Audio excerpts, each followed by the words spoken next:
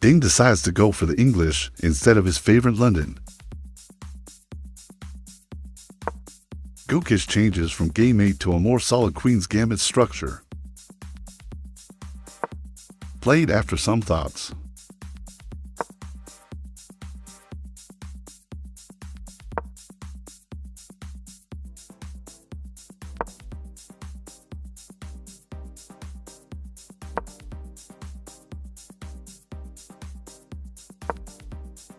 And again, we will go for a reverse-like opening.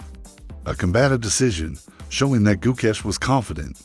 Playing bishop e7 followed by castle kingside or taking on c4 immediately are very solid and recommended when nothing more than a draw is needed.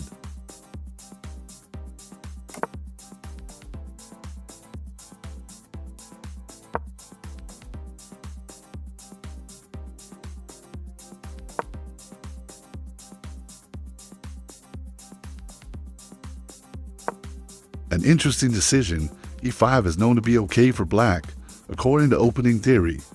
It's a rare move played quickly.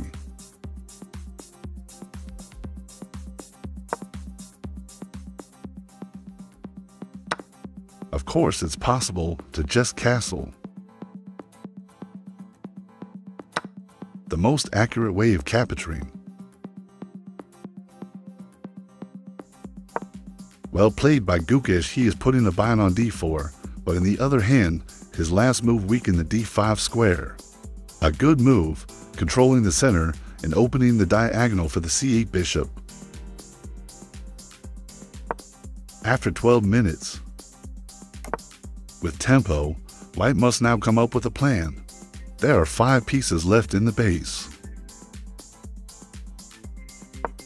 A good development move before playing d3, d4, which can lead to simplifications. I like very much Ding's approach. He will improve his position and threatens to play d3-d4 very early, but without playing it. It's very clever as it keeps black under pressure, and a big lack of space. The threat is stronger than his execution. A new move and a difficult choice. Gukesh plays a useful move. Now, after bishop e6, there's no knight g5. A novelty played after a long thought, securing the e6 spot for the bishop c8. Play after a long thought. Ding wants to provoke. White plays a useful move. Gukesh decides to prevent b to b4, a logical decision, but this creates some weaknesses on the queen side. Ding to have the b5 square at his disposal. A strong move as well, depriving black for putting a knight or a bishop on g4. It's interesting to make a small pause here and watch the position carefully. At first sight, it looked like white position isn't promising at all.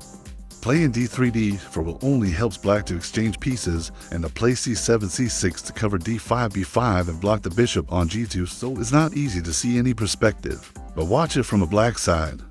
His knight c6 has to stay here to protect d5. Knight f6 would ideally got to c5 via d7, but it takes time and you need to first move the bishop c8. Rooks need to connect, but first you need to move your queen and bishop, but for where? So black's position is quite unpleasant, which explains Gukesh's next moves. Gukesh protects from d4 by protecting his bishop e7 from rook e1. A good prophylactic move, reminiscent of Anatoly Karpov.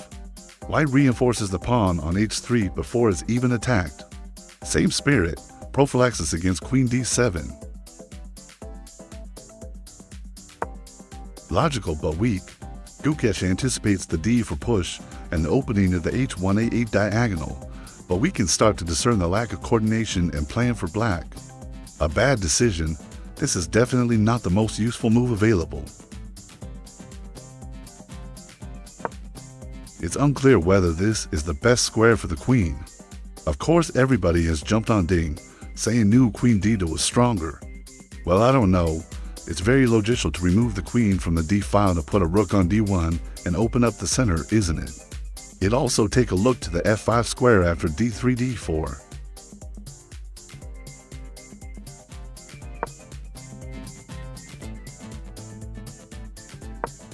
A very strong square for the knight, putting pressure on c7 and helping the d4 push. It is clear since some moves that Gukesh is playing move per move and doesn't find a general plan. Very logical and quickly played. Now everything is ready to start concrete actions. Black wants to play knight c5, but Ding will react very well against this plan. A very logical mistake. A very strong move from the world champion. White will use the lack of harmony of black pieces by opening up the center, removing the queen from the pin and preparing d3-d4.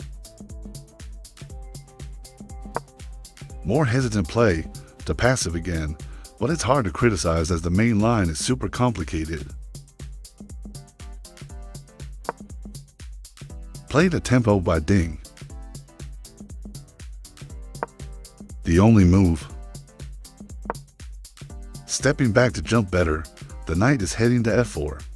White has a nice center, and the knight is coming back into play via e2.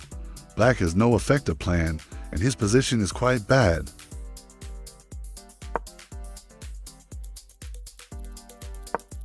Very natural. Trying to delay the d4-d5 push. f5 was the best choice according to the machine, but it's a very weakening move, opening the king, closing the bishop g6 and giving up the e5 and e6 squares. Stepping out from the bishop f6 scope. Preparing counterplay with knight a5, but it's not enough. Black position is hopeless, all pieces are to passive. Making things even worse. A mistake, but it's totally understandable not to allow the knight installation on f4.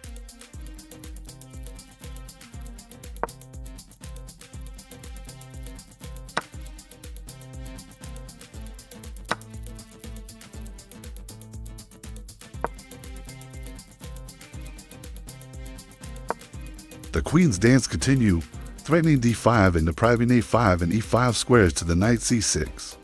White's position is like art. It's rare for the computer to evaluate a position as +3 when there's no material advantage on the board. But here, White has everything: a better center, better pawn structure, the bishop pair, and more active pieces. A pessimistic player with Black might as well resign. Gukesh, of course, plays on for a little bit. Ugly. Desperation. Gukesh is suffering since too much time and under time pressure try to give material to organize his pieces.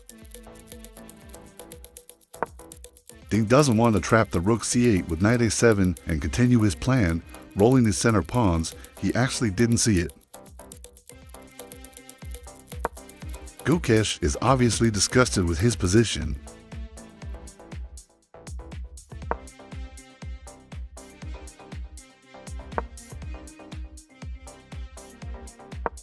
Incredible to witness the falling of Black's position.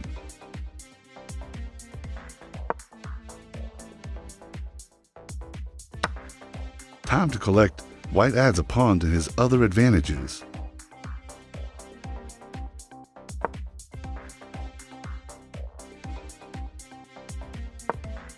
A magnificent position, crowning the whole White's conception. Ding plays it very safe. There's no need to create any complication in such a good position.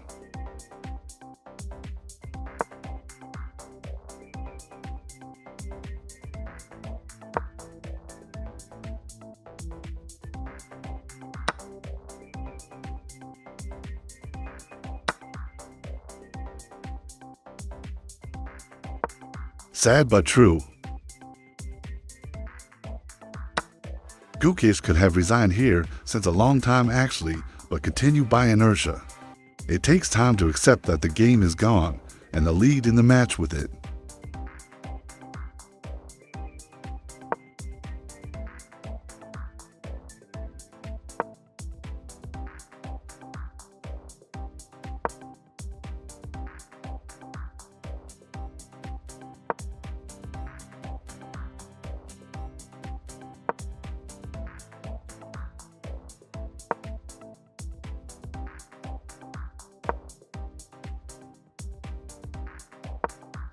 Typical Ding 2024 avoiding any calculation but enough. Rook e8 forces resignation, but it's a matter of choice.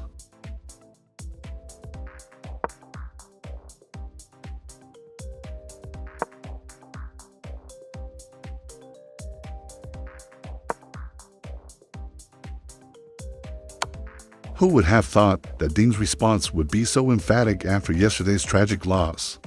With 2 games left on classical time control, anything can happen in the match. What to say? Is it a bad game from Gukesh? Well, probably, but how does it happen? The opening and middle game's positions were not his cup of tea. Mix of pawns dynamics and long-term plan didn't allow him to use his pure calculation skills, and he was totally outplayed. But what to say about the Ding performance? Wonderful. Total domination from move 1, strong moves, deep conceptions.